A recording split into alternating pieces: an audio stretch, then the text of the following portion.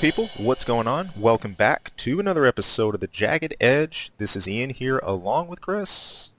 Yeah. You got some Randy Savage in you there. Yeah, my man. You know what that's from, right? You got me. Oh my god. Hey, at least I'm being honest. I could fake it. But... You just watched it this week. Oh, that? That's Aquaman. Oh, come on. Oh, come on. You know that could have been like $1 Million Man or something off like WCW. But it was Aquaman. We're off to a good start. Of all things you can remember from our nickname, this is our trailer episode basically. But of all things you could remember from what we saw this week, that. How could I not think of Hillbilly Jim standing out in the Justice League trailer? My man. My man. Yeah. This guy. You know, the only reason I'm going to go see that movie is as a boycott of the Bumblebee movie. Let me make that clear from when we talked about that a few months ago. Well, rightfully so. The only reason I will go see the Aquaman movie. Understandably so. But honestly, I think there's a part of my mind that just automatically blocked some of that out. When I heard that, I just, it's so un-Aquaman. I mean, Aquaman's royalty. That's his whole theme. He's got the whole princely vibe going. Yeah. Oh. But then that. My man. My man. Let's do this. All right. That's not first, though. It's next. It's not. First is something... We'll get to that. We did spend some time talking about in depth last week. That is Blade Runner 2049. Yeah. Which really had a bomb of an opening weekend. Oh, my God. This was only, 31 million domestic during opening weekend, missing the 150+ million that it costed to make the film. Man. It wasn't going to make 150 million opening weekend. There's no way. Most summer movies don't do that. In fact, I think there's only been a couple that ever hit that for the opening weekend, but 30 million, especially, well, Jesus.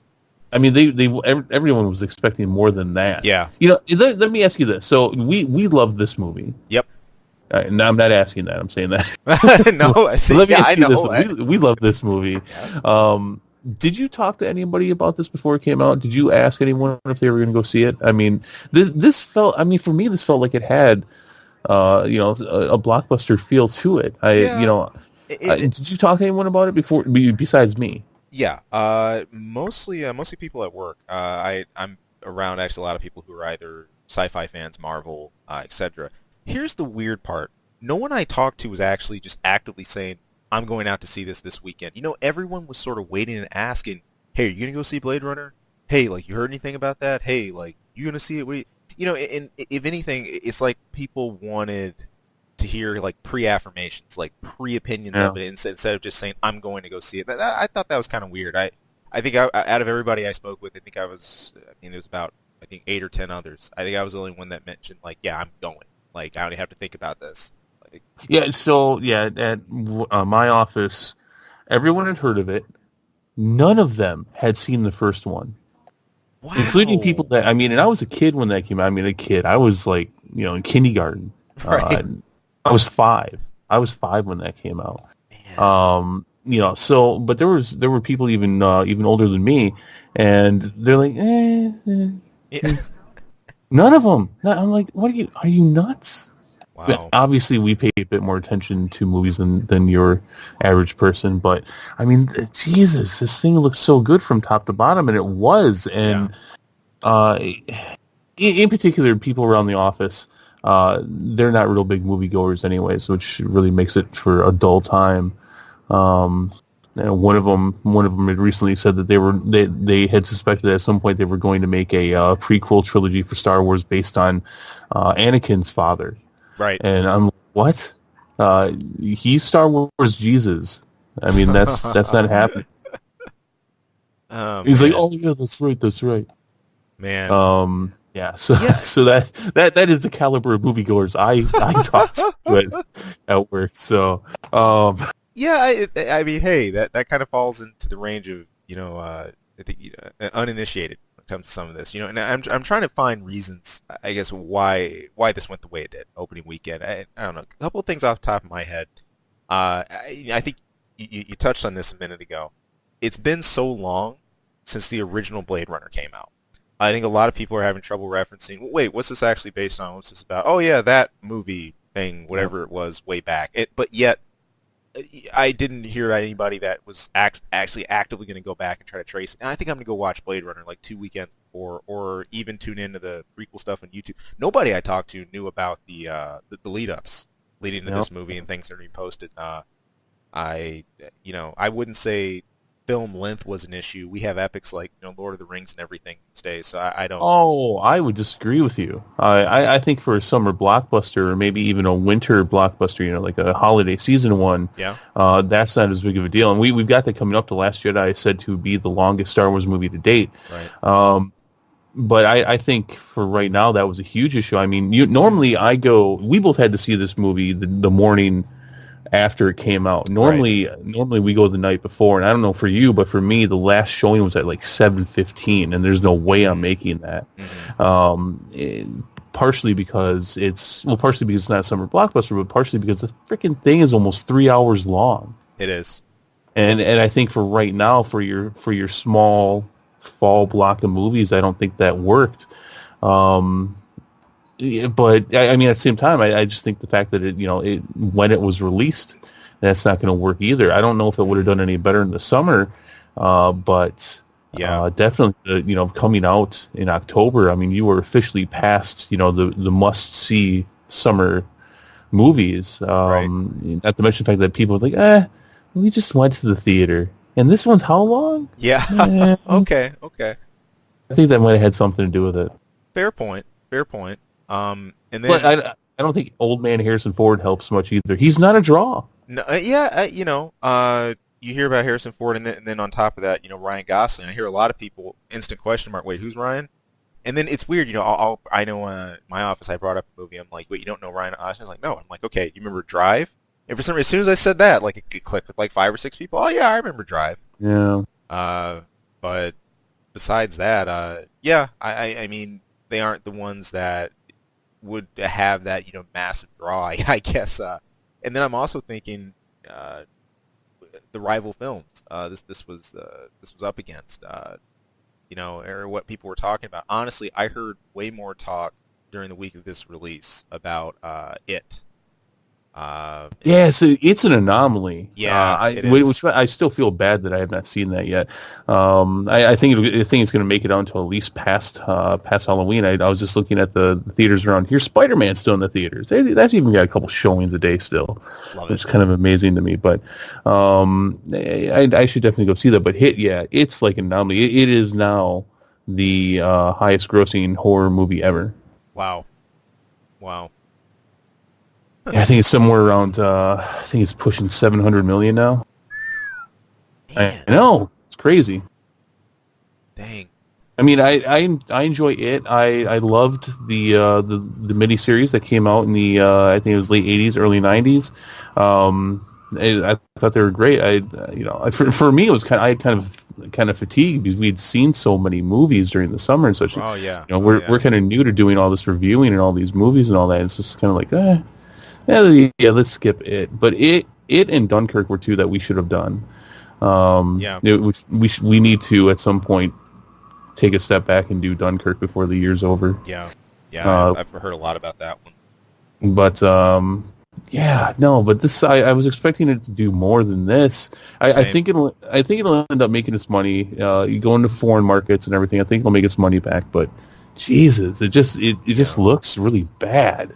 Well, okay. In thinking about that, then let's start to talk about that as we talk about opening the markets up as it goes elsewhere. The road to recovery here. I can't help, and we talked about this a bit. I can't help but think about the original. The original did poorly, and it became a cult classic later. Is this suffering the same symptoms of that? Do you think this is going to be one that long term is remembered well and cherished well? Well, okay, so we usually focus on the high impact movies, which I think Blade Runner 2049 definitely is. Yeah. We focus on blockbusters and such. That's typically what we look at: superhero movies, action movies, sci-fi, stuff like that. at the end of the year, there's all kinds of artsy good movies that come out that you and I probably don't look at too much. Right. And this, unfortunately, is going to kind of, I think, it's going to sit in between the two. It's going to sit in between. This is a high impact movie, but at the same time, this is definitely going to have a foot in the artsy movies as well. Big time. The end of the year releases. I mean, I'm pretty sure this is it's going to be nominated for a fair amount of awards, as it should be. It's a brilliant movie. It's a damn good movie. It's just kind of weird because I think they were trying to go for both and try to get the benefits of both. Yeah. And they're not going to get it. I think they'll make their money back. I definitely don't think we'll see a sequel. No. This is it. Yeah, and that was some of the immediate talk. I know a couple of my other friends who actually had seen it. I was talking with them, and they had very similar notions to what we had. The reception, same ideas. They really enjoyed it. Really wondering the ending. Hey, is this set up for a sequel? But then they had a sort of hard time actually seeing that. And I'm fine with that. They don't. They can. It's okay leaving it there. On that sort of open-ended question because it's enough. I think we've seen sufficiently enough to get where we are in the story. So. Well, and I think maybe that's part of the issue. With the first one, again, 35 years ago, right. Getting a sequel at all for those who enjoyed and loved that movie was like, oh, that's awesome. I'm definitely going to see it. But it was a cult classic, so there's not a lot of people saying that. Right. Let me rephrase that by saying there's in comparison to the general movie going audience, there's not a lot of people saying that. Right. So there it is. Great movie though. It's a shame that no one saw it. Yeah, this'll go in my collection for sure. As soon as this hits Blu-ray or whatever else, it'll go right next to Inception. So yeah. No, it'll sit right next to Blade Runner Final Cut for me. But anyways, let's talk about a movie that's had everyone's attention for good or for bad for the last couple of years. Justice League trailer came out I think it was Saturday or Sunday, end of last week, beginning of this week. My man. I can't get it out of my head. No, it's been in my brain all week. It just stuck out. That's what they're doing with Aquaman. What else are you going to do with Aquaman? What else are you gonna do? I mean, does he even normally have super strength and stuff? He's clearly he's a metahuman for a lot of reasons in the DC universe. But I mean, is he super strong? Isn't in his origins was he super strong? I could have sworn he could just talk to fish. That was really his thing. Was it. I mean, most of his feats are due undersea. I mean, obviously, what everything else he's had, but there's been some inconsistency as far as with how his strength has even been recorded and what he could do. Like it's weird. I know there was like one instance I know way back like Infinite Crisis where he's lifting or has like tons I don't know like 50 tons or something like that, and then others who there's some other stories that say he lifts something in the neighborhood way higher than that. So I actually don't really know where he stands. He's supposed to have it. I don't know exactly to how much, though. That's the weird thing about DC. That goes for a lot of DC characters as far as their powers and origins. I find it funny you saying DC character and powers and origins. That makes me chuckle because that's always that's something very questionable. I even look at Superman. You compare Golden Age Superman to like current, wow. I mean, you're talking about a Superman that could sneeze and pretty much blow away planets in the galaxy. Time travel. Back in the day, Superman had a whole list of like ridiculous one-shot powers. He could make a small clone of himself. Yeah. So I think there was some kind of rainbow power that came out of his chest. There was all kinds of garbage. Yeah, but, the time travel and all that. But yeah, he was really, really OP, and then. They back that off, and now we have the Superman we do today. So that's always a question too. At least for me, when I think of DC, I think of I think you call this Silver Age. Anyone correct me if I'm wrong, but that's sort of where I draw my base generally about characters. I tend not to try to leap back that far and look at those times. Well, But he's all supposed to right. be strong. He's supposed to be. Is I he? think. Okay. I Well, think he Jason, is. and this is not me making fun of Jason Momoa. Or was it Momona, whatever. Jason, Aquaman guy. I'm sure he's. I can't. I'm sure I've seen him and stuff. I can't think of it right now. Right. Yeah, all right. I get it. They've definitely. He's not the Aquaman that we know, and that's fine. It's Right. just he's coming off very hillbilly Jim, Right. and all right. That's just what I'm seeing so far. Whatever. Right. Right. All right, whatever. All right, let's get past that. What'd you think of this trailer? I think this is like the last big trailer we're getting. It comes out in a month. It's just a month away now. Just a month. Holy No, cow. you know what's gonna freak you out when I realized? What? What I realized earlier today? What? Avengers 3 is like half a year away. No. I know. Oh. Close. And I can't help but talk about that in the same breath as this. Here's one thing. One thing I can appreciate about this trailer though is we're sort of dropping a few of the gimmicks. The gimmick that is, well, the last one I remember was "Come Together Right Now" for me. They still had. It wasn't as bad, but yeah, they're wasn't. still with a song theme. They step back off of that a bit. Yeah. We get and I know this is purposeful. They bookended this one with Superman, opening and closing. Really, Now, when you saw Superman, did you think of the big bushy beard and mustache that he actually has that they had CGI out? Oh yeah, I know, it's awesome. Oh yeah. I can't. Every time I see him, he's got a beard. They spent millions Just to get rid of that. just to get rid of a beard. Couldn't they have just shaved that and then spent like just 4 figures putting a fake, realistic-looking mustache on him for Mission Impossible? Is this the way to spend money? Well, and keep in mind, if we're talking about DC Continuum in comics, once we go Death of Superman into the Rise of the Supermen, post Doomsday and everything, until the actual Superman reclaimed his spot. He kept the long-haired rocker look for mullet.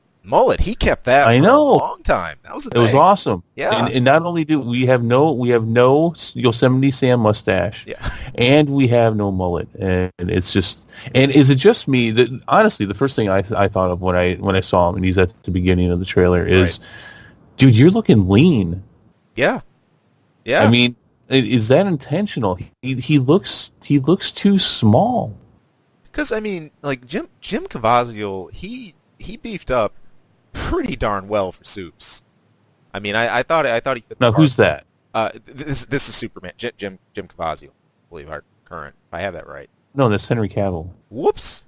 Yeah, who's Wow. that? I just quoted the guy from you know who I just quoted? That was the guy from Passion of the Christ. Oh. Wow. No, that I have not seen. That's all right. That's all right. Well, all right. last time you said Henry Cavill's name wrong, so that's okay. I got you. No, that's Henry Cavill. And I'm wondering if that's intentional though. If he just hasn't, because he's coming out from the grave and he hasn't been in front of the sun for a while. And I'm not saying he needs a tan, but that's where Superman gets his powers, is from the sun. So I'm wondering, but at the same time, it's a dream sequence. Exactly. And I'm not convinced that this is something completely rooted in reality.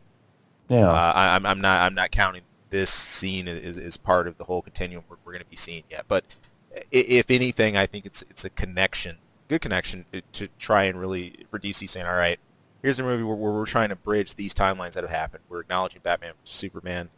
This is obviously right in the heels of that, and I think they're going to acknowledge that as little as they need to. Right. You have the nod. You have the nod, and it's like, all right, this happened. Yep. Moving on. But yeah, so I don't know. I thought he looked a little thin. I thought he looked a little for Superman. I thought he looked a little weak. Which again, if this wasn't a dream sequence, I'd be like, all right, well, no, that makes sense. He just, he was dead. So, you're going to be a little hungry. You're going to need a sandwich after that. Yeah, we got to see Amy Adams. I think the first we've seen her for Lois Lane. I used to really care about this actress. I did not care. What changed your mind? I don't know. I think, because she's about as exciting as a board of wood. But, yeah. But so we got our first official look of for Superman here in the movie, and that was cool. I was happy to see him. I got to be honest with you. I think a lot of my frustration with Batman v Superman was either gone or has gone away with this trailer. Yeah. I enjoyed this trailer. Yeah. I had a good time with it. What I got most out of this, my man, was getting a better definition of exactly what the Justice League is going to be dealing with. This was, even though we don't have it, defined in 50 terms yet. We were really wondering at the start of all this. All right, who's the villain? Like, who's actually are they fighting? What are they up against? And I think just the fact that no one knows who the hell Steppenwolf is. No, that's the thing. But the fact that the mascara gets dragged back into all this, yeah, another really good tie-in to some of the road we've already covered. That's cool. Yeah, we got to see the bug things again. Yeah, we saw, and we got to see a guy turn to ash. That was yep. That was a little horrifying. What the hell happened there? Oh my god, his clothes too. Yeah, all of it. Whoosh. Wow. But can we? How much time do you think we could spend on talking about all the things that don't matter about this trailer? Oh, a lot. Because we're about 10 minutes in now, we've barely even touched on anything that mattered for this damn thing. Well, I mean, besides my man, which is the best part. I think it's all you need to really say about it. I now you said that didn't stick out for you. I can't be the only one where that stuck out. I can't. No, be. You can't. I don't think you are. It's just that just now I'll remember it saying it, but that. Let's talk. Okay, well, let's talk about this. So Aquaman, and I mentioned this. I am still him and Cyborg. I could give zero fucks. Right. Really, still at this point. And before I always thought Cyborg was kind of a cool character. I didn't know much about him, but I don't care. Right. These two, I hope you're not in it a lot. And we saw it from the previous trailer where Aquaman slams the guy, he's on top of him, they slam into the roof of the building, he comes out the door. You know what I'm talking about? Yeah. That is so stupid. And every time I can tell they've done more work on it, it still looks stupid. Every time I see it, it's just that it is retarded. I can't wait until we get past that part of the movie so I don't have to worry about when I'm going to see that. That would be great if they just cut that part out altogether, quite honestly. And just leave it alone. Yeah, but you know what? Besides this stuff, I enjoyed this trailer. I think you can see Joss Whedon's hands on this now. Yeah. There's rumors coming out that he had worked on almost all the major reworking and redoing for dialogue, for character interaction. And if this is what I'm getting, whether that's true or not, from what I saw in this trailer, if this is what we're getting, I think I'm going to enjoy this. Yeah, sure. I think Joss Whedon's going to make lightning strike twice. Yeah.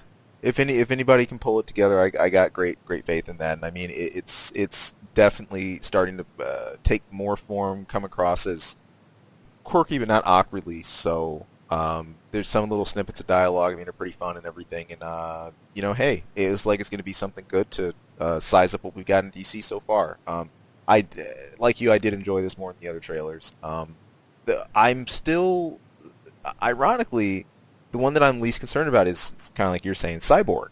I don't care about Cyborg. I have a hard time. I do have a hard time getting behind him. But I'm really looking forward. But that's Aquaman's man. He is. That's the guy who's my man. That says it to him. Catches him in the middle of the air. Not that I was worried that Aquaman was going to die because DC heroes are practically invincible. Yeah. Except for Superman for some ironic reason. But no, I can't help it. Let's face it. I just have to rip on DC. I don't know. It's it's embedded in my DNA now. Let's face it. With less Aquaman, you have to focus less on Jason's name. That could be an on who? On Aquaman's actor. You could focus less on his name. Yeah. That way we won't have to get into Momona. Yeah. Momona. Jason Momoa. Yeah. Momoa. It's Momoa. There you go. That's so bad of me. There you go. No, I mean, here you got it. Henry Cavill looks fine. I always like him as Superman. Yeah, I same. don't normally like what they do with him, but Ben Affleck looks great. Gal Gadot obviously awesome. Yep. Ezra Miller, looking forward to it. I mean, what we've seen is him. He's obviously the comic relief, and they're doing a good job with that. He's kind of coming in as a newbie guy and stuff, and that's fine. It looks. Yeah, I say this with restraint. It looks good. All right. All right. I'll take it. I'll take it, Chris. Yeah. Yeah.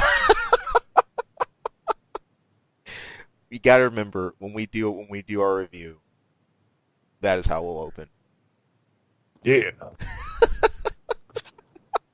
I'm looking at the cast here right now. William Dafoe's in this. I don't know. I have not seen him yet. Did not know that William Dafoe's in that. That automatically gives an extra +1. Sweet. Yeah, he's playing. What is he playing? Nudius Vulko? Nodice Vulko? I don't know. Beats me, man. That sounds like the dude from Battletoads, but I'll leave that alone. J.K. Simmons. I knew he was in it. He's Commissioner Gordon. You see him. Yep. Yeah. Look at that. Jesse Eisenberg still has a credit in this movie. It's not in it anymore, though. At least that last cut. Maybe they stuck him back in. But yeah, I'm looking forward to this. Same. And boy, it's right in between Thor and Star Wars. Love it. Gosh. That's tough. That's to be the middle act between that opening and finishing act. Good God. They have a hell of a list of competitors, but this built just enough hype for me to get excited about this to ride into Thor and everything else. So good. Well, yeah, but between those two movies, those toys will not be flying off the shelves. I don't think. No. For the Christmas year. Anyways, so that's enough talk about Justice League. How about some New Mutants? New Mutants, surprise! I did not know this trailer was coming out. As you know, I follow X-Men mainly because it's just part of the genre, and I almost have to begrudgingly. Right. New Mutants trailer came out. Now you're the X-Men guy, but that doesn't necessarily mean you're a New Mutants guy. Exactly. But I did a bit of studying up on New Mutants to kind of get my feel for what I saw here in the trailer. But let's first focus on the trailer here. Yeah. But for context, I don't know shit about these people. You don't know a lot about them either? No, not a whole lot. Okay. All right. So I knew they were going with a horror theme for the New Mutants. In fact, I think I might have even ripped on that in the past. Trailer came out. What'd you think? Well, trailer itself was sort of empty for me. I mean, there's a suspense build in this concept of the mutant powers, experimentation, whatnot. But I guess my trouble with it was the trailer really didn't kick in for me till the last maybe bit, like we're at like 150 or so. And I only say that because I know we're pushing this horror theme and everything like that, but that's not the vibe I get from this group. You did not get a horror vibe from this movie, from this trailer? No, personally. I'm saying when I think New Mutants, just from the little I do know about them. Oh, okay. You're saying from the characters. Yeah. Okay. I should have stated that better. My bad. That's the awkwardness of this for me. I'm gonna have a kind of hard time placing this in that setting. But basically not a whole lot to run off of here. Okay. You can go ahead. So you left this trailer with kind of a WTF. Yeah, I'm just I'm a little miffed. I love this trailer. Fair enough. I thought this was great. And now, in reading the backstory on these characters and looking a bit into the New Mutants and the history of New Mutants, I get people are coming away with basically one of two reactions, like, "Oh my God, this is nothing like the New Mutants," blah, blah, blah. Or they're saying, "Oh my God, I love this." Right. I'm in the second camp. I enjoyed this. This is what I think Fox needs to be doing. Along with actually sewing together some continuity, motherfuckers, because right. Yeah. So I enjoyed this. I thought this was a great spin. One of my favorite things that Marvel does, although they don't go full bore like this movie does, is that it's a superhero movie, but they'll make certain genre type movies, be it a fantasy movie, a sci-fi movie, like a Ant-Man's a heist movie. They're kind of actually the superhero aspect is more of a subgenre to the type of movie that they're making. That's what you have here, but this went full on into it. This is I had heard they were going to make a horror movie out of this, and in fact, I didn't like the idea of that, but I generally don't like the idea of the X-Men to begin with at this point. Yeah. So I think this is the 11th movie, the 11th X-Men movie. So I like this. And I don't know these characters up until this point. I didn't care, and I think that's I think that's going to be the majority of the audience, and I think they made a good move. Sorry, purists. It's a New Mutants fan. I'm sorry. I don't sit in your camp though. Fair enough. And so I'm sitting over here. This is great. The one is effects wise. I will say this: that there's one thing that did jump out at me. That was the really funky, like human-like amorphous, like face walls. That's a cool, freaky element, and that has some vibes of oh golly, we just saw this. I feel so bad. I'm screwing up this name. Help me out here, Xavier. Henry Cavill. Not Henry Cavill. Legion. No? Legion. Oh, Legion. Well, yeah. No, I saw that too. A lot of people on social media said that they got a Legion kind of vibe from this. I mean, that wasn't a majority, but definitely there were some people that said that this had a Legion feel. Yeah. I don't think we're going to see any ties to that though. No. Kind of funny though, because now there's people are one or two camps about this. In the trailer, you have a guy wearing a smiley face mask. Right. And a lot of people think one of two things, because there was actually a group called the Right that was hunting down the New Mutants, and they wore big android cyborg suits, and they had smiley faces on them. And a lot of people think that's that, but a lot of people also think that's Deadpool. And if you notice, you get a quick glimpse of the back of his head, which is bald. And a little distorted, not a clean bald head. I think that's Deadpool too. I think that's at the end of the movie, and I think that's introducing Deadpool, and he's gonna be like, hey, let's go do X-Force. Well, he doesn't actually say that. It's funny, but funny you mention that. I mean, Deadpool is definitely not short on interactions or crosses with X-Men. No, he goes wherever the hell he wants. He does. And if anything, I know Deadpool has been in a few New Mutants. Well, no, I mean that's where X-Force comes from. Yeah, I mean there you go. I think I know after Deadpool 2 is supposed to be the X-Force movie, right. So I do believe that this is more. This movie is going to be. I think it's taking its theme, and you're gonna one shot the story arc. And then I think at the end you're actually going to get them going into X-Force. I really do. I think this is more of a, we have to introduce these characters, and maybe we can make some money off of doing that. Right. And so let's do this. I have to disagree with you. And again, this is from the perspective of I don't know who these people are. That's fine. There's an X-Men character or a New Mutant. There's a cast member in this. Well, not cast member, but one of the characters whose mutant ability is to make. Who can read people's fears and make them visually manifest. Right.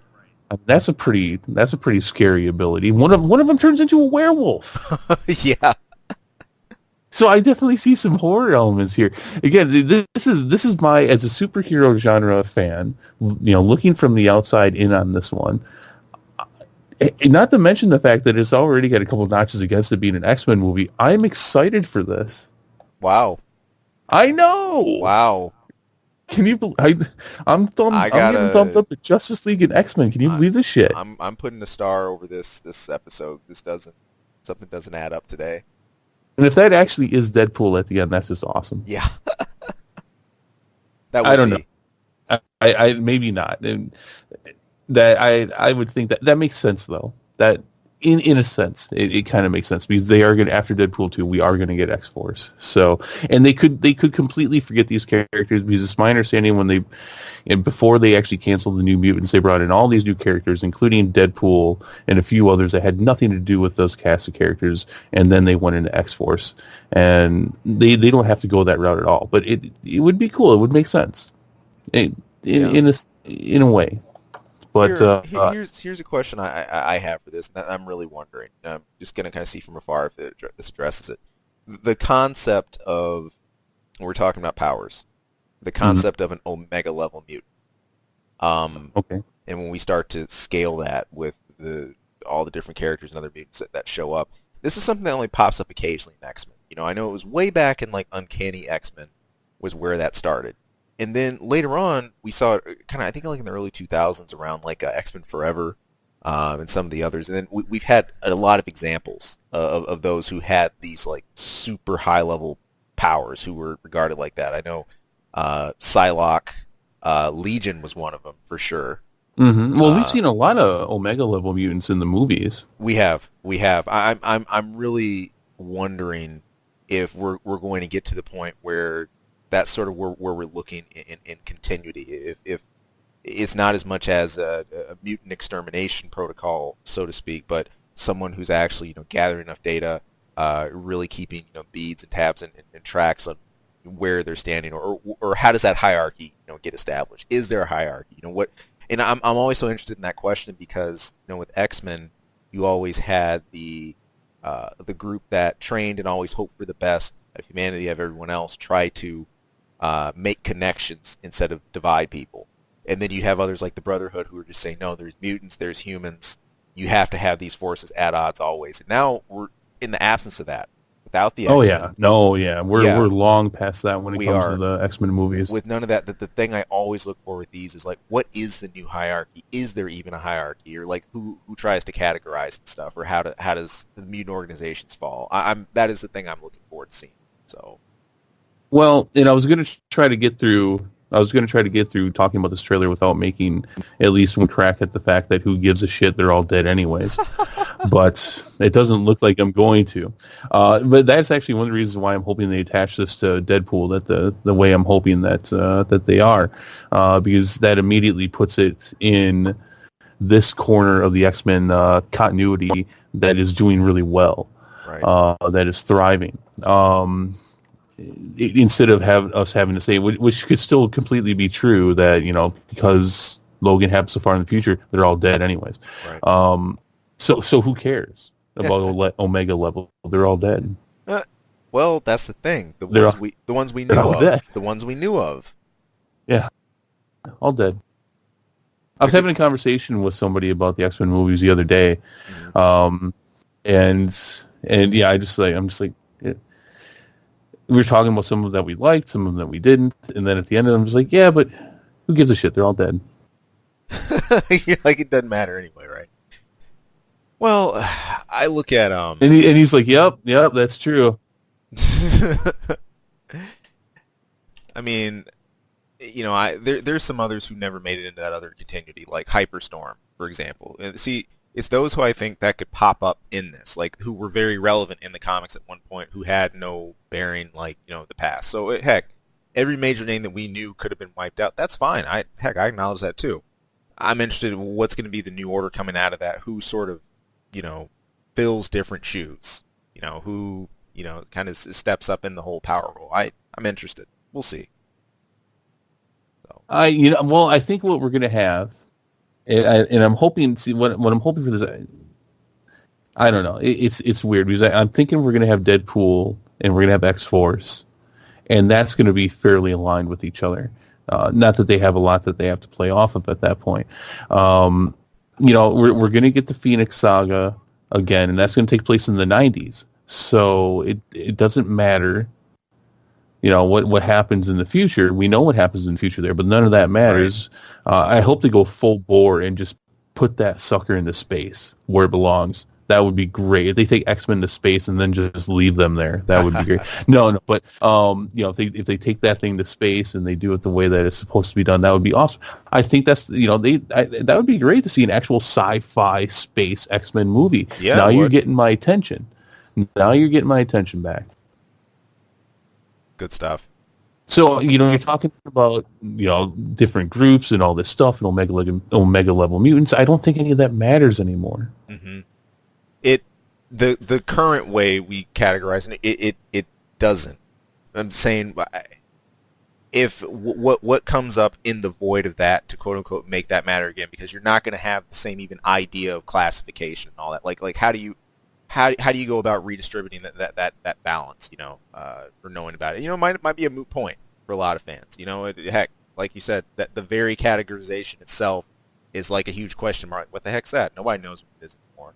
But still, with the new group of mutants, you're going to have varying degrees of, mutant powers. So we'll see. Yeah, I don't think Fox knows what it is anymore. They attach these things to the X-Men universe, like Legion and the Gifted. By the way, did you watch The Gifted this week? No. No, I didn't watch it either. Who gives a shit? Yeah. But I was you're the X-Men fan. I know. But even it's what can I say? Yeah, but yeah, I think they're just slapping the X-Men name on this stuff now. But I think there's a pocket here, or there's a couple pockets where we're going to try to make this stuff matter, like the period pieces that they're doing with the X-Men movies now, and what they're going to do forward with Deadpool and Cable and X-Force. I think they're going to try to make some pockets here that matter, where they're going to try to care about this, because I think they at least acknowledge at this point that a lot of people are pissed that this whole X-Men universe is a big fat sloppy fuck of a mess. Right. And what do you do with it? I don't even think they're trying to fix it anymore. I think they tried, but people are just like, yeah, that's dumb. And what about this plot hole and that plot hole? And they're just like, all right, you know what, fuck it. Which is probably the way they should go at this point. Yeah, I don't know. Just, hey, look, you got Deadpool going. You're going to have X-Force going, and maybe that's the New Mutants, and maybe it's not. But just, right. Just don't screw this up anymore. It doesn't need it. I think if they do good enough with Deadpool and Cable and move forward with X-Force, they've got something. Because I got to be honest with you, one of the things that we haven't talked about here is the X-Men. That is so tired. So tired. It is. Good God.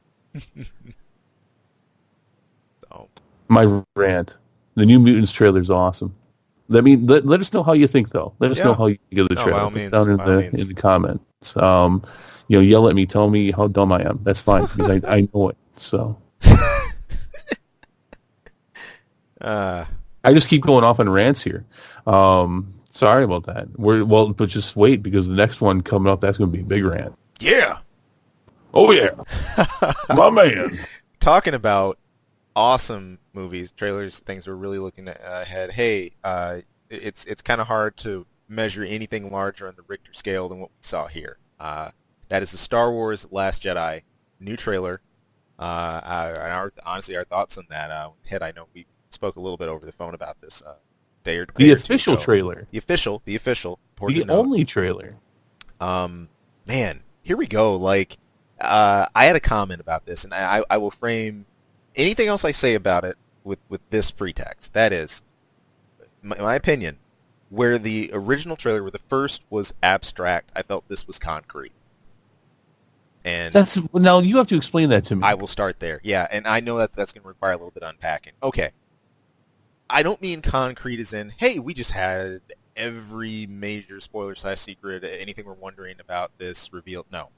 There's still a lot of things that are in the air, a lot of questions, of course, but I felt trailer 1, and this is speaking as a Star Wars guy, kind of outside of, fandom much. Now, when you say trailer 1, do you mean the teaser trailer? Yeah. Okay. With that's the one that began with Luke asking Rey to focus. What did she see? Yeah. Breathe. Exactly. You got it. Just breathe. Oh, man. Yes. Okay, I'm sorry. Go. No, no.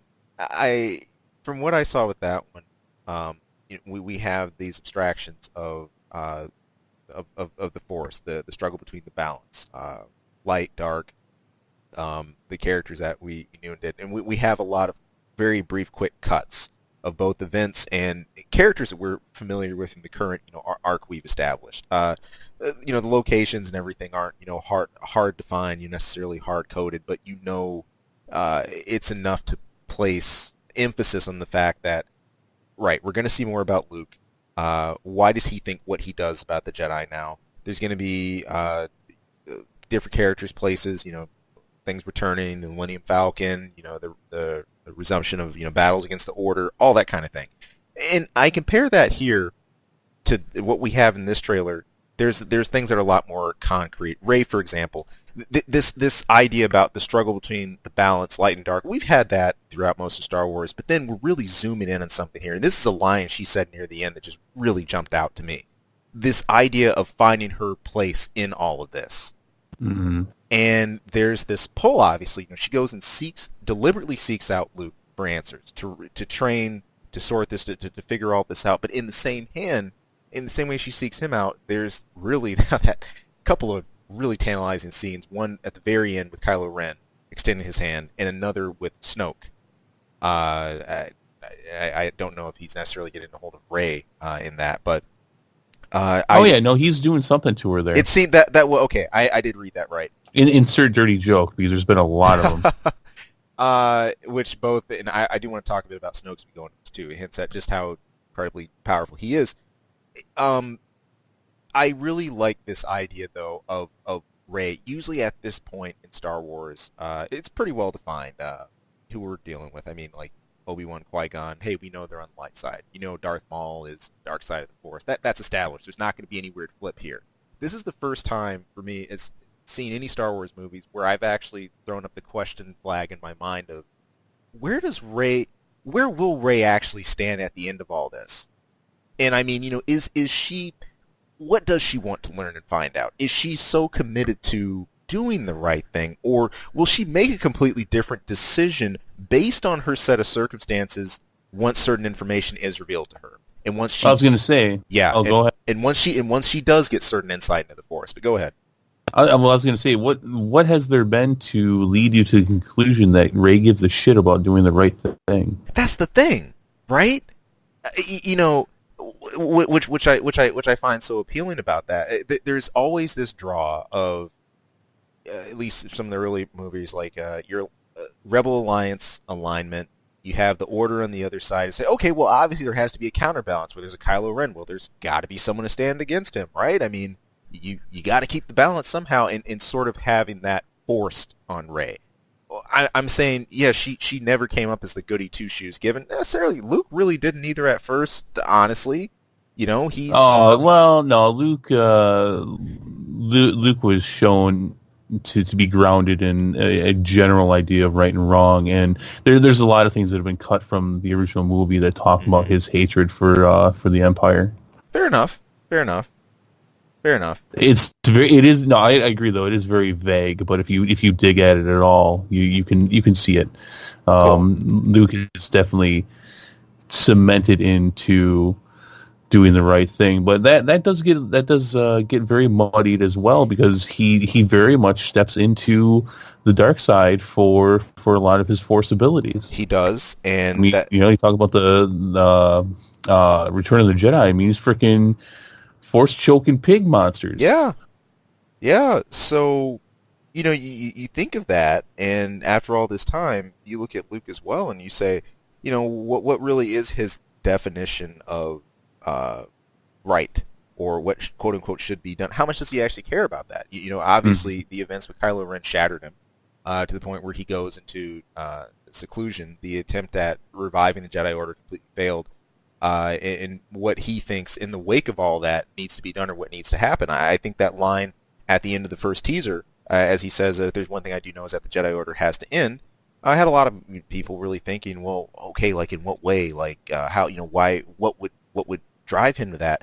I think it's both obvious and there's still some things on the wall about it. It's obvious in that the failure he had to reestablish it or reinsert that, but in the same hand, you've got a whole different set of figures active right now on both sides in this whole idea, competing with the balance. So I love that idea that while Rey is such a central or focused character, it's still very much up in the air exactly what she'll do with all this, what she'll make of it. I'm excited to see her answer in what she does. Also, there's that scene, that huge hint about Leia and Kylo Ren.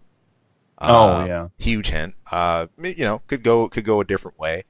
And then, as I said, I do have some questions for you about Snoke later. But finally, we get some more of a look at him, direct details on it, besides him just appearing in a projection.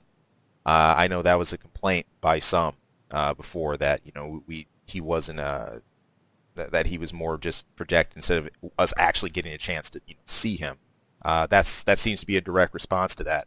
So, all this sort of builds the grounds for what I was saying at first. What I'm looking at this as, there's so many more cool little concrete things to grab onto here, little interesting bits and details of what we might be piecing together for the bigger story as a whole. And they're all cool. They're all really cool themes.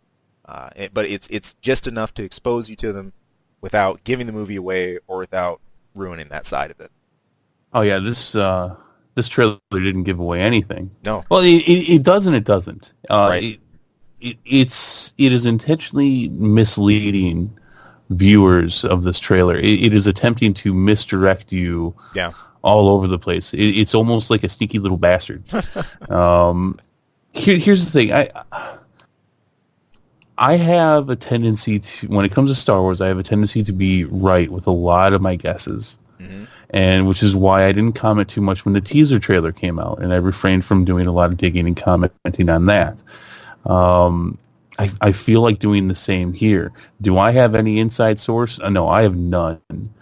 Have I read some things as time has gone on here about The Last Jedi? Yes, but even I think I've said this. I think I've said the story before. I mean, when I was digging for spoilers for The Force Awakens, one of the first things I saw with all the major plot details was right, and because of that, because there were so many things. The movie's going to be about this, it's going to be about that, blah blah blah. But one of the first things that came out about all the major plot points for The Force Awakens came out about a year and a half before the movie came out. It was right on almost everything, and I realized, wow. As soon as I left the theater, I'm like, wow, this was right on almost everything that came out. Now, so I don't do the digging I used to because of that, because I don't want this spoiled. That being said, I think I figured this one out. I think I've put this Rubik's Cube together. So so spoilers, I guess, but I'll give you my but this is my opinion. All right. This is my educated opinion. They're playing Luke off to be this scared old man. He's not. They want you to think that they're trying to worry you by doing that. It's like, oh man, freaking the dude who took down the Emperor and took down the Empire. He's scared of he's genuinely frightened at Rey's power. A lot of people are saying that, he says, I've seen this power once before. I wasn't scared enough. He's talking about Kylo. Right. That's kind of obvious. A lot of people think he might be talking about Palpatine. He might be talking about the Emperor. He's not. But he obviously does train Rey. You see it at least a little bit. You see it enough. I mean, he wouldn't touch it if right. he was right. so scared. Right. And when he says that, when he makes that statement, I don't think he's talking to her. I think he's talking to Force Ghosts. I think he's talking to Yoda and Obi-Wan Kenobi. Mm-hmm. The thing at the end where Rey says that she just she needs to discover her place in all this. She's not talking to Kylo. I hope that's obvious to most people that was edited a certain way to make it look like she was. Oh, right. I'm with you. She's talking to Luke. Kylo, for one reason or another, Kylo Ren's going to turn on the First Order. Mm-hmm. Snoke's going to piss him off. And so when he puts his hand out, he does that to Luke after some big battle. Mm-hmm. But Rey's going to come out of this. She's the hero, and she's going to come out of this the hero. Mm-hmm. She's going to come out of it confused. Yeah. Maybe even a bit damaged, but she comes out of it the hero. She's the new hero, and Kylo Ren's going to be the hero too, and he's going to die in the next one. Um, yeah, that there's a lot of small things that point to this, but really this trailer is it's like a freaking Tarantino movie. Yeah. It is all over the place. You are not watching things at all in the order that they happen. No. At all. It's so everywhere. Right. But yeah, she's gonna be fine. Maybe she loses the hand because that seems to happen to the heroes. They lose the hand or an arm. Yeah. They get over it. But yeah, I don't think what I don't think is going to happen from this is I don't think out of this trilogy I think Luke will be alive, but I don't think we're going to get a new Jedi Order from him. We're going to find out that I don't want to go too far into because there could be multiple things that's going on with what he discovered. It was enough to piss off Kylo Ren, who already had Snoke talking in his ear about leaving the Jedi Order, and not only leaving it but tearing it down. Yep. But whatever they've openly said this, that whatever Luke discovered about the Jedi Order, that is also the same thing that pissed off Kylo Ren. Right. Ben Skywalker and had him turn into Kylo Ren. That's the same thing that he's worried about.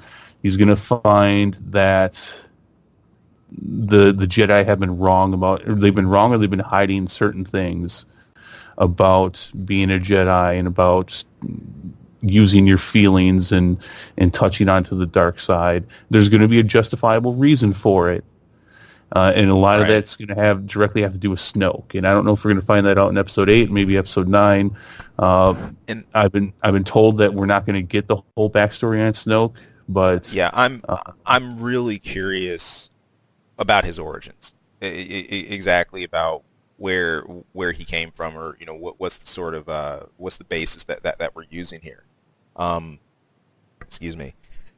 Looking back, especially on Luke and the Jedi Order and the frustrations both him and Kylo Ren run into. I keep thinking back to Episode 3, and one thing that always frustrated me about the Order was this idea of containment. Not just containment of your feelings and keeping everything straight and narrow, but this idea of just turning a blind eye, ignoring certain things to just focus on lawful training. This was obviously a huge mistake with Anakin. Every time he tried to get involved in something to do with the Order or the Senate, he was pretty much told to go sit in the corner, don't do anything, inaction, go train, like go meditate or something like that. It's such a rigid, static, I almost argue kind of lazy seeming structure that I say no wonder some rebel against that. I get it. But yeah. Well, yeah, it's tough. I mean, depending on what you're looking at for additional canon, I mean, there's been a lot of talk about the Bendu. Do you know what the Bendu is? Fill me in. The Bendu is they're gray Jedi. Oh, the Greys. Okay, that I do know about. They're both light and dark. Yeah, well, there was a lot of expanded universe stuff, which is now Legends, talking about Bendu and such, the Gray Jedis. They've never actually had the name before. I don't think they wore it too much, but this is canon now. They started coming out with this stuff in the last couple of years about the Bendu, the Force users who are both light and dark. This has been in Rebels a bit. And one of the things that Lucasfilm always says is that we're well aware of where we are with all the material we're putting out and the contents of it. Cool. So they've been laying some groundwork for this, and they've been hinting at for a long time. A lot of people have presumed that that's what Luke is. Luke is whether he wears the title or not, he's a Gray Jedi. A lot of people think that Qui-Gon was a Gray Jedi, who obviously was part of the Jedi Order, but he would openly go against them if he disagreed. Like just them saying that hey, you shouldn't train Anakin. He's like, fuck that shit. Yeah, I'm training this kid, whatever. So, man. You know, there's a lot, but yeah, I think that's where a lot of this is leaning. A lot of people are saying, and I don't know if I completely disagree, that what you're seeing with Kylo Ren and what you're seeing with Rey is that you're seeing definitions Right. of gray Jedi, Right. and how they're coming from one side or the other side, and how they're going to meet to be the. Exactly. Exactly. I'm all about that. Yeah, So, but I still think Kylo Ren's going to die. yeah. Fair enough. Fair enough. I do think we're going to get Rey's origins, and see, in the trailer, mhm. you've got Snoke saying all this stuff about, he can feel how powerful you are, and there's something exceptional about, like, a lot of people think that he's talking to Kylo Ren. I don't think he is. I think he's talking to Rey Hmm. No, when he's saying all. fair assessment. I honestly say fair assessment. I wonder if, going off track from that a bit, if Kylo Ren will follow the punishment rule. I mean, he offed Han Solo. We'll see who else he offed, and as a Well, character. he's not going to kill Leia. In fact, I think I think what turns him is that I think Snoke kills Leia. Hmm. Yeah, Hmm. you got that scene there where he's almost going to blow her up. Something else is going to blow up that ship, Yeah. and it's gonna take away his opportunity to do it. But Leia's not going to die from that. She's going to get killed at the end from Snoke. Makes sense. Now again, I say this all again. I have not read anything to definitively tell me any of this, and it's entirely possible that at the end of this, in 2 months' time, I am apologizing Yeah. for all the gibberish and garbage that I just spewed, or not. I have No. had a knack over the years of guessing right on a lot of this Star Wars stuff. This is I think this is the fun part about a pre Star Wars release. Doing those kind of analytics. Digging into the Mhm. trailers, what we think, and we'll see. I think the thing I'm taking out of this is, like you said, the definitions. That's what I'm going to be looking for here. How that's all defined, exactly Well, where everybody's standing. and it's kind of funny because I enjoyed this trailer, but this trailer was trash. This trailer was garbage. It's not telling us anything. Would you It say? is intentionally not telling us But anything, the which is fine. But for Star wanting to see more content, I think it's great. yeah, Star Wars. This is what's unique. Star Wars can get away with this in its own way.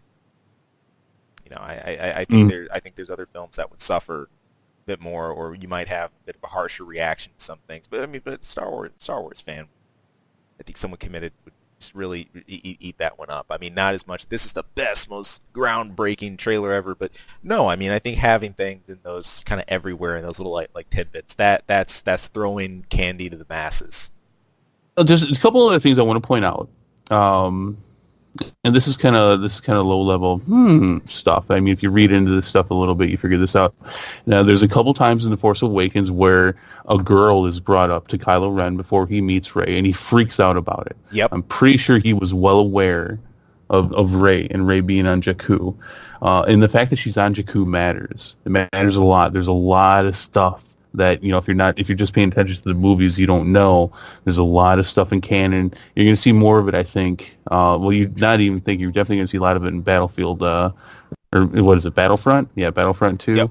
You're going to see a lot of that because we're actually going to get a canonical story from the Empire's point of view at the end of, after the battle on Endor, and basically the destruction of the Empire. And I think a lot of that's going to be on Jakku, because Jakku was as you see in the movie, there was huge battles there. Oh yeah. That was the main staging area for the war between the rebels and the Empire after Endor. There's a reason she's there, though, and even beyond that, there's a reason that she's there. And I think we're going to find all that out. Rad. All right. Or I'm wrong. One or the other. My man. Yeah. Plenty on board about it though. But Good stuff. yeah, no, I enjoyed this. 2 months. Come on, Christmas. Here Let's we go. go. Here we go. Let's do it.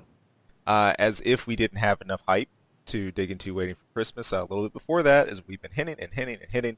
Of course, there is Thor Ragnarok, but within that, there's an important character we're looking at that the MCU shed a little bit more light on as far as where his story is going to be heading.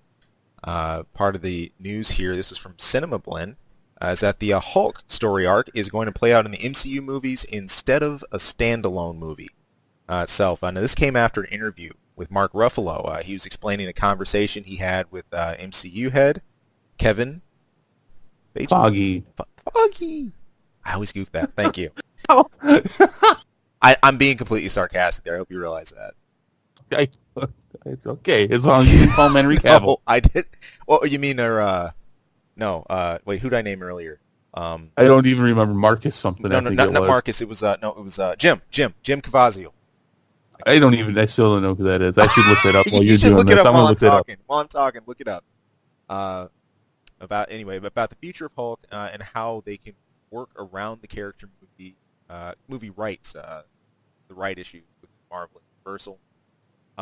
This was from Mark himself, Mark Ruffalo. He said, basically, Kevin pulled me aside before this and said, if we're going to do a standalone Hulk movie, what would it be? And I said, I think it should be like this, and it ends up like this. And he's like, I love that. Why don't we do that in the next 3 movies, starting with Thor 3, and then we go into the Avengers 3 and 4. And I was like, yeah, that sounds great. And, well, so we are at the beginning of this arc. Yeah. So, what do you think of this one, Chris? Are you salty about not having Hulk standalones, or do you think this will be fine for playing out within the larger context of the Infinity War, within Ragnarok, and all these larger events that are going to be happening?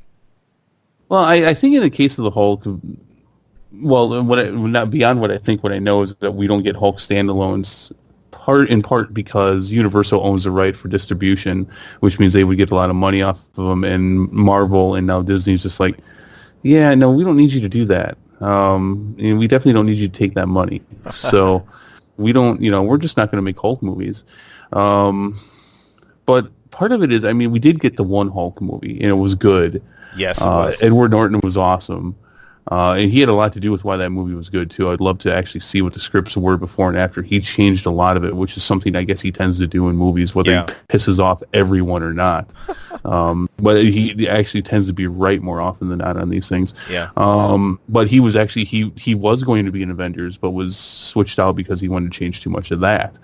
That we're going almost 8 years ago, though. But, okay, so the reason we don't get Hulk movies is because of that, but there are definitely some stories they could be doing with the Hulk by himself. There's some really good ones, but at the same time, in order to really get the Hulk to be that kind of three-dimensional character, you've really got to go a few steps in to get him there. And I don't think people would actually last long enough to get to the end result where you could really tell some really good Hulk stories. No, I'm with you. I don't think that exists because then you guys start doing Grey Hulk, and then you got to start doing, and we're going to see a little bit of the regular Hulk where he just stays as the Hulk, and there's reasons for that, and I think that has part to do with our arc. Yeah, that we're going to see, because he consciously decides not to change. We talked about this months ago. He consciously decides not to change from the Hulk for like 2 years. Right. Like that's why he's able to talk and stuff more than he used to, because he's been the Hulk for a while now. Which, by the way, is absolutely hilarious listening to the Hulk talk. That's so great in those trailers. That's so awesome. Love every second of that. It is. But yeah, I would like to someday see another Hulk movie, I guess. Right. The character has earned his place to have his own movie.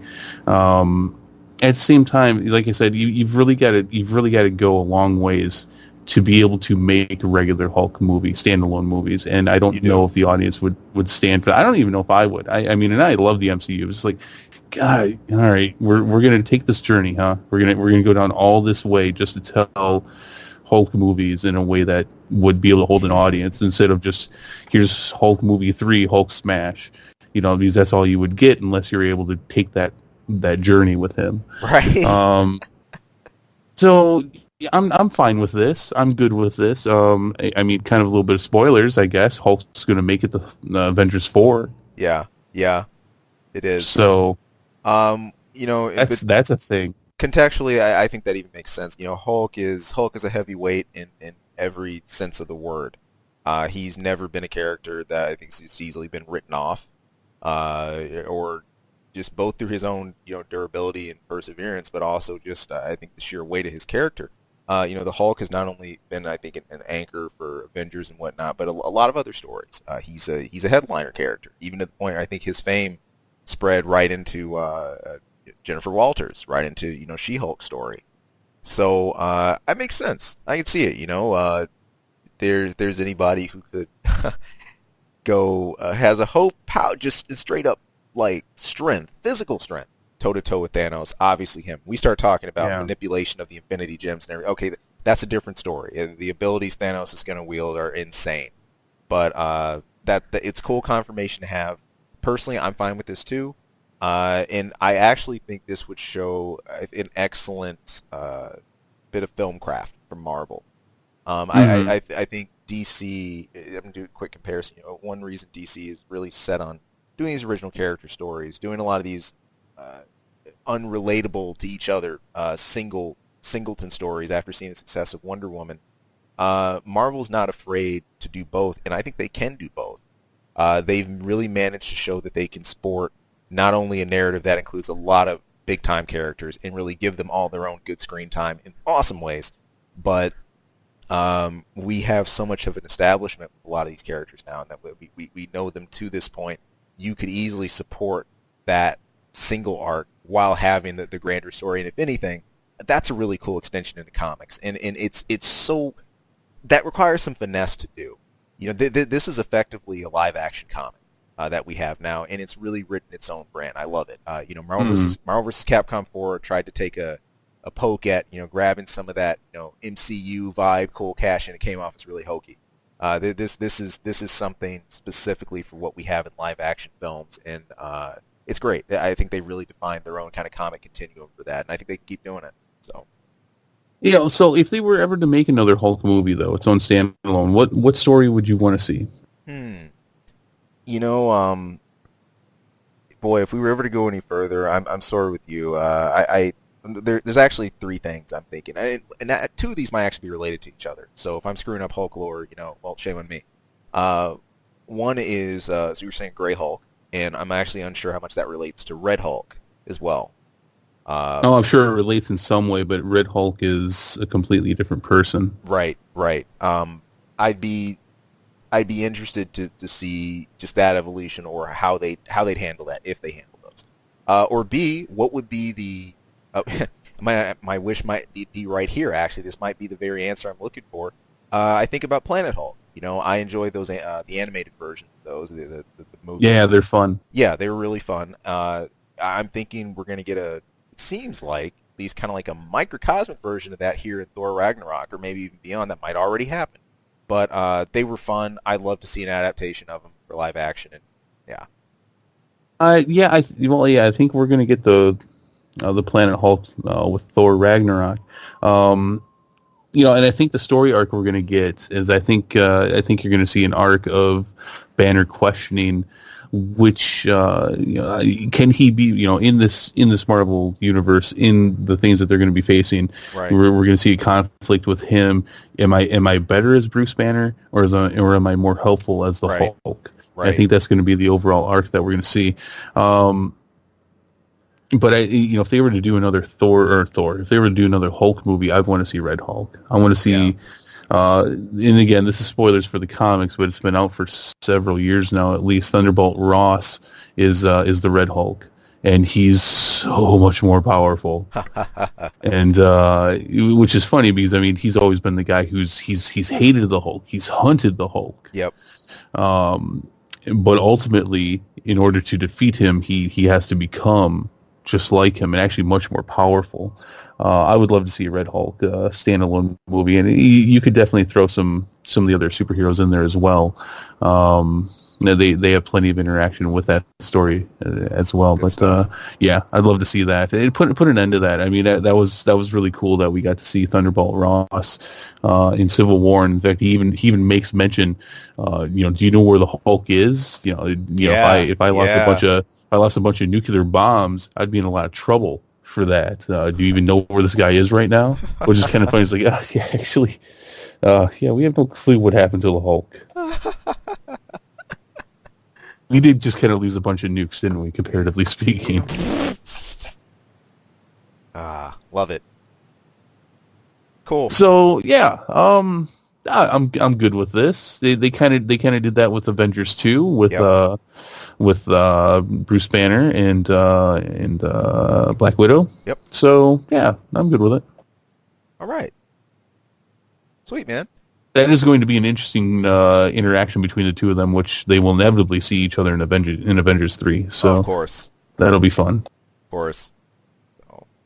Oh man, more hype for next year. Yep. Cool. Last couple things I think we had in the movie block.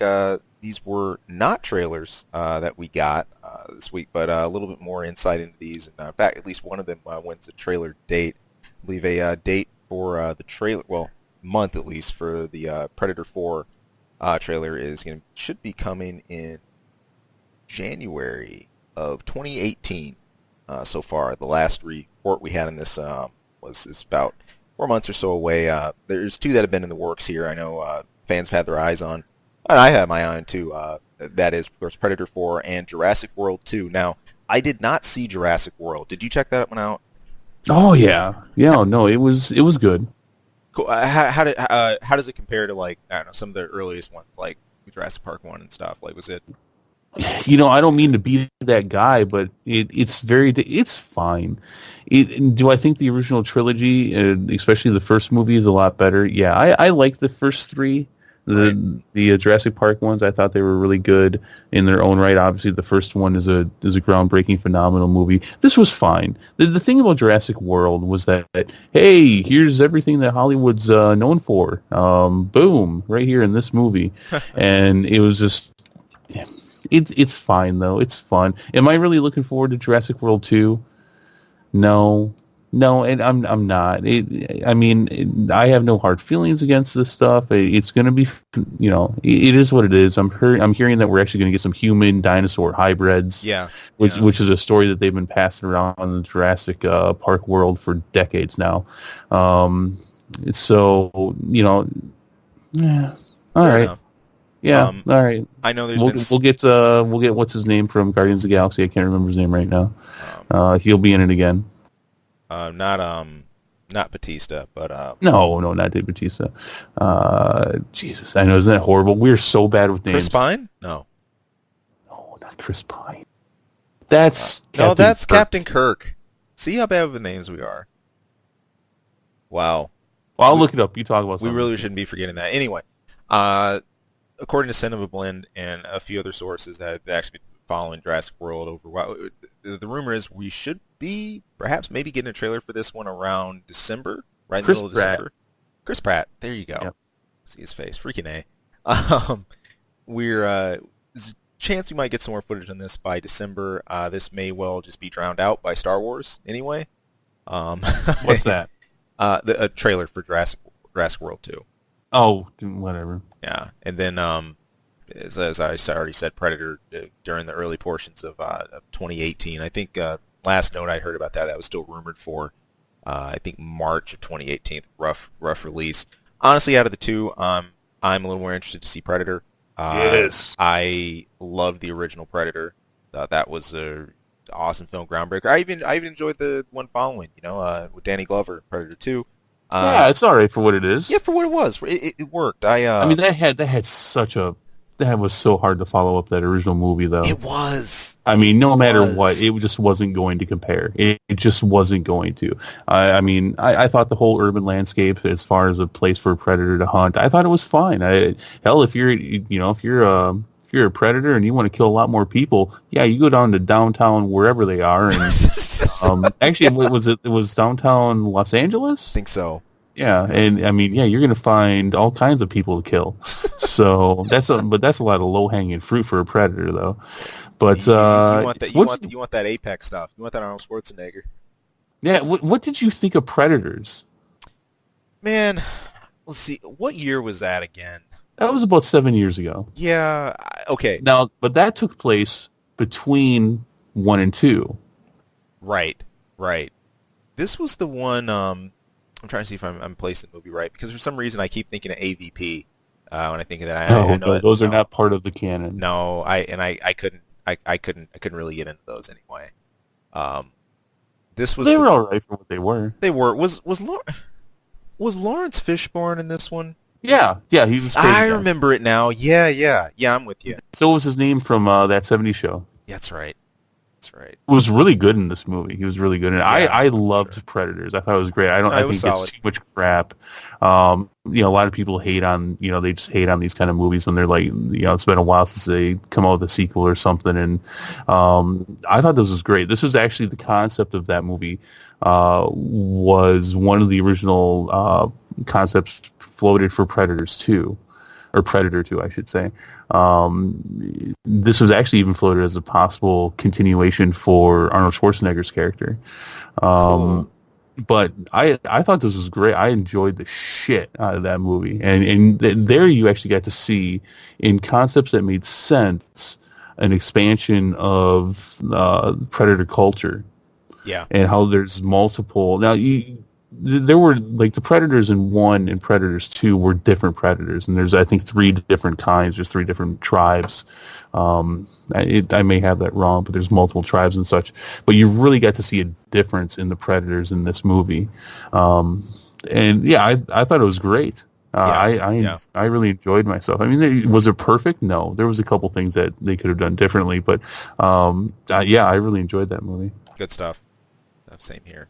All Yeah, right. I have not been following Predators 4 that much, but yeah, it looks fun. Yeah, yeah. Just a first eye on it, so we'll see where it goes, and we'll find out next year. Now, Uh, before you move on, because I know we're wrapping up here, but I yeah, want to bring something up. yeah, yeah. Because you don't have any video game news, but I do. Mm-hmm. I know, right? I'm liking Justice League and X-Men stuff, and I've got the video game news.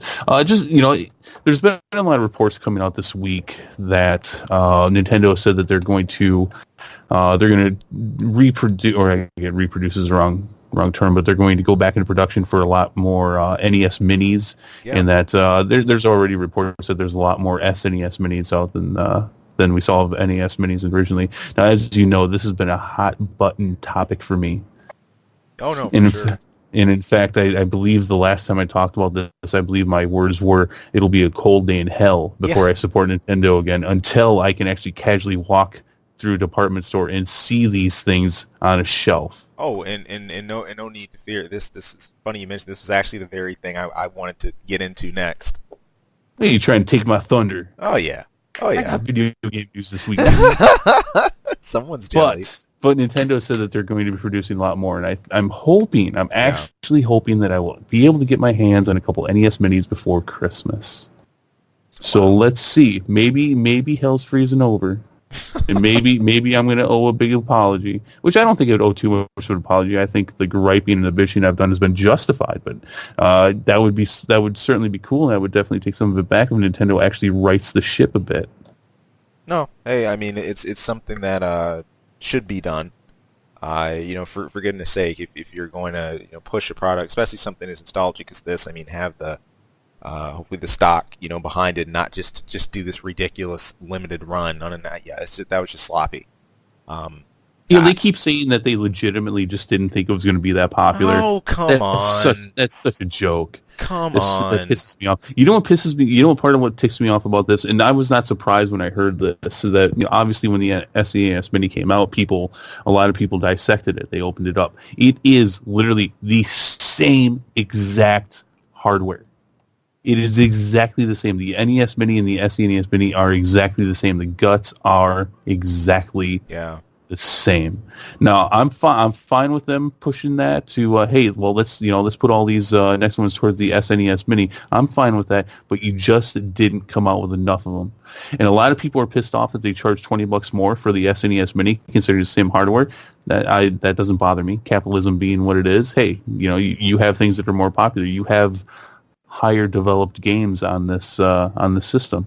I'm fine with that. Plus, piggybacking this is it's something interesting the Mini's running into is the ROM being hacked and people want to add more into the library. This has already been done Hmm. This is probably going to get easier, honestly, as you get more of a stock and as weeks and months go on for this. But I'm interested by the end of this, like how easy an operation would that to be, how big will people's libraries actually grow to get. In fact, it'll be a lot handier than having 80 stacks of cartridges right next to your system. So we'll see. Yeah, no, I would still like one. I would like to see if I can, as we grow closer to Christmas, if I can actually get one of these freaking things for my brother. That'd be awesome. Yeah. And Oh, I want my Star Fox too. So yeah, well, I don't care about that, but you can you can get that though. I mean, that's out. That's ROMmed. You can get that right now. that's true. You could be playing that by the end of the day. What am I doing here? I don't know. What are you doing? Trying to steal my thunder. That's what you're doing. My man. Yeah. There you go. That was a good one. That was a good one. Love it. So All right. sweet. With that, I think it's time for an info minute.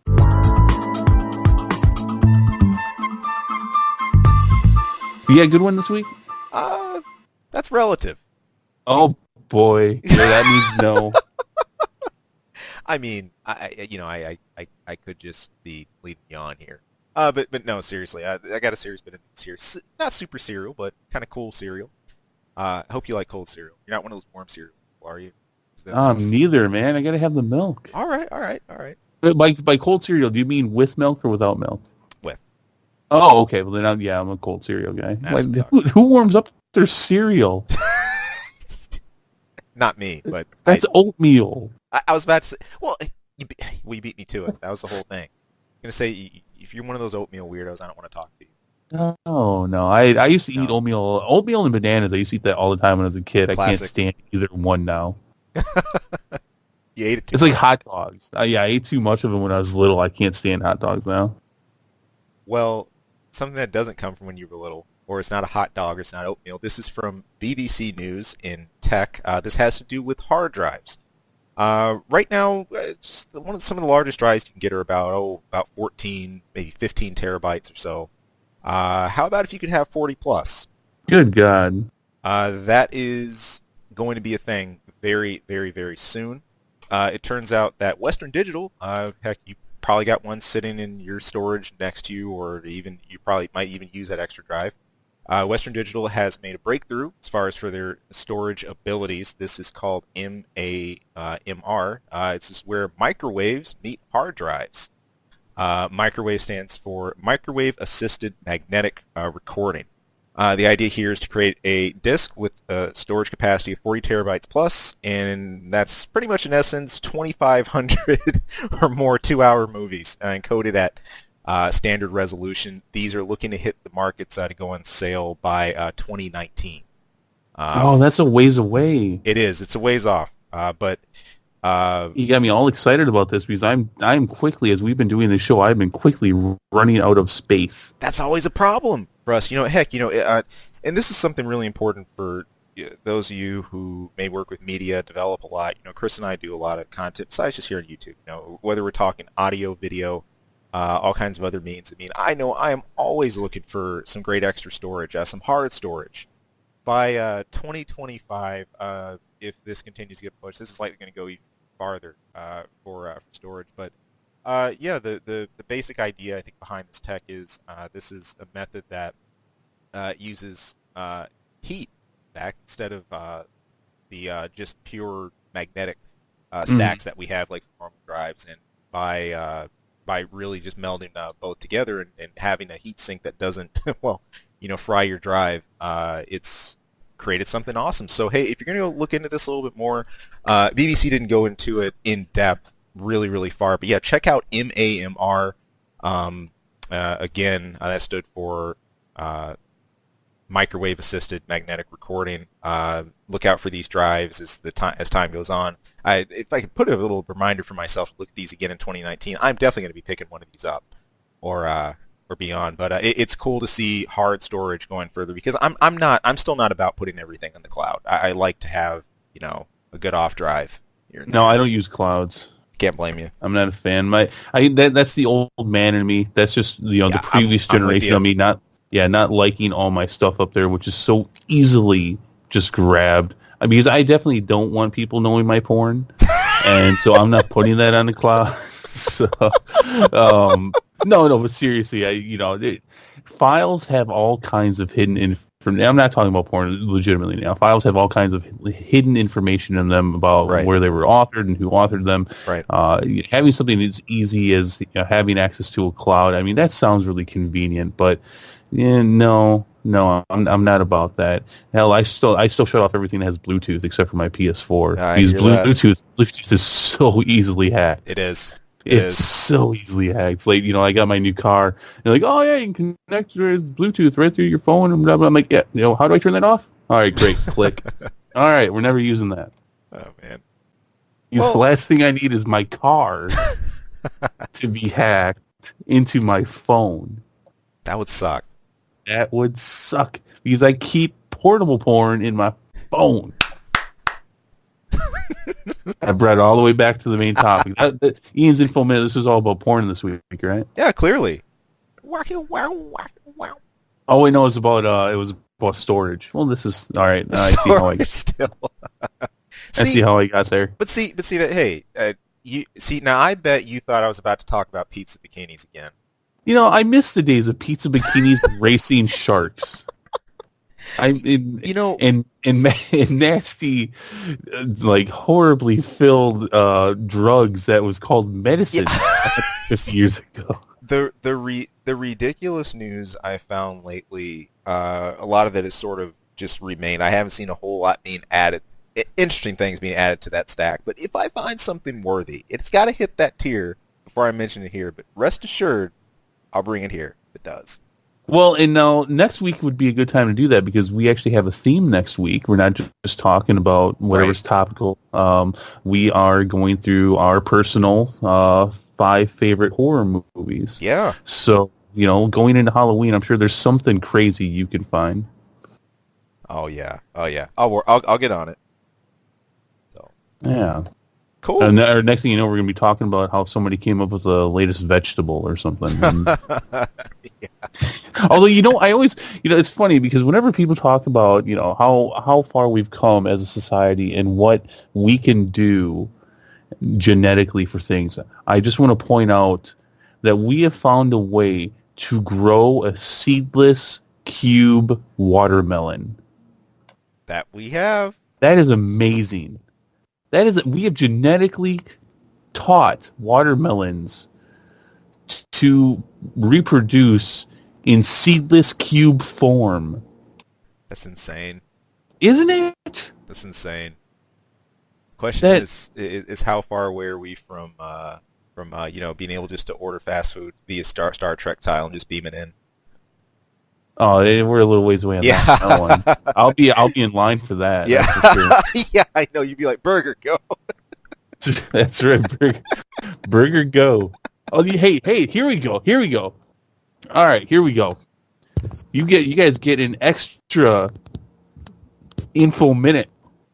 Whoa. I know. You just reminded me of something. This is crazy. Extra. This is Chris's info minute. I'm taking it. Whoa. I know. Uncharted territory. It's the first. Yeah. Now I don't remember a lot about this, but this was cool.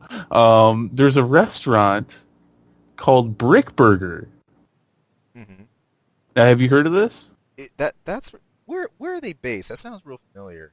It's not in the U.S. I'll look it up while you're talking, but I have to get through my premise here quick. I love this though. It's called Brick Burger, and it's a Lego themed restaurant. Although I don't think anything's called Lego, but like the whole place looks like it's made out of Legos, including the burgers. The buns for the burgers look like Legos, and they have the little spokes on them and everything, and everything is called Brick Burger. This is amazing, and I you know what? I remember this. There was an article about this on I think Kotaku at one point. I think this is like based out of the Philippines. Yes, thank you, the Philippines. Oh, man. This is awesome. You threw me in this direction. So I mean, and so I'm looking at this. I can't remember how I found this, but yeah, I mean they're all different colors and everything. I mean it looks like real life burger brick Lego food. It was amazing. I want to go there. And then it said it was in the Philippines, and I got sad. I'm not going to the Philippines anytime soon. So, but a Lego themed restaurant called Brick Burger. That is your extra Chris's info minute right there. All about that. I'll take that cross counter, new challenger entered, whatever you want to call it, any day. Good stuff. So just go ahead and Google Brick Burger. You'll see these things. They're awesome. There you have it. So yeah, when we get that technology, I'm going to beat me over a Brick Burger. Oh, deal. Awesome. Oh man. Well, all right. That'll do it. Next time we're going to be covering Halloween spooks and scares, our favorites. Expecting Chris to be a little more exhaustive on this than me, but hey, rest assured, even someone who's not dedicated to horror, I will find 5. And yeah. And trust me, it's not going to involve Superman 4. Nothing to do with that, I promise. No, but it might involve Batman v Superman. It could. That's a horror in its own right. Yeah, right? that's kind of horror. It's Suicide Squad. That's a whole. All right. No, I'm sorry. I got that mistaken. That's a horrible movie. Yeah, it is. I'm playing words. All right. Have a good weekend, everybody. See you later. Yeah. Hey people, thank you for tuning into this episode and taking a listen. If you like our content, if you like what you're listening to, there anything we go over, hey, please, we would not only love to hear more from you, but great if you could throw some support. You can subscribe right below. Also, you can toss us a line anytime. That's ksawmedia@gmail.com. Of course, you can tune in for our channel anytime for movie reviews, game reviews, a lot of random wacky stuff. Who knows what you'll hear. And of course, our episode each week where we're bringing the nerdiest things we can find, pick up, and maybe not find. Maybe the stuff that just drops in our laps. But anyway, hey, thank you so much for tuning in. Thank you for listening. We hope to hear from you again later. Take care.